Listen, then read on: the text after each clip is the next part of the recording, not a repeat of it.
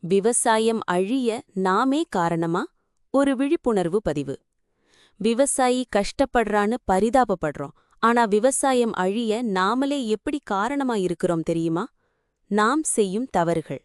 விலை இல்லை.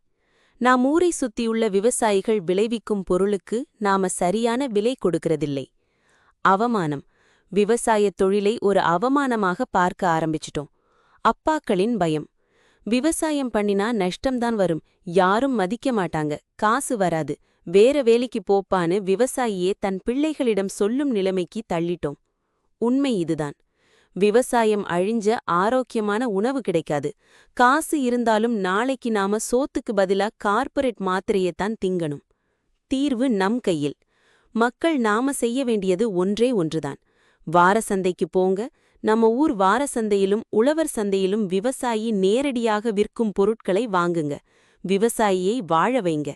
இடைத்தரகர் இல்லாம நாம கொடுக்கிற பணம் நேரா விவசாயிக்கு போகட்டும். உள்ளூர் சந்தையில் வாங்குவோம். விவசாயிக்கு லாபமும் மதிப்பும் தருவோம். விவசாயத்தை காப்போம்.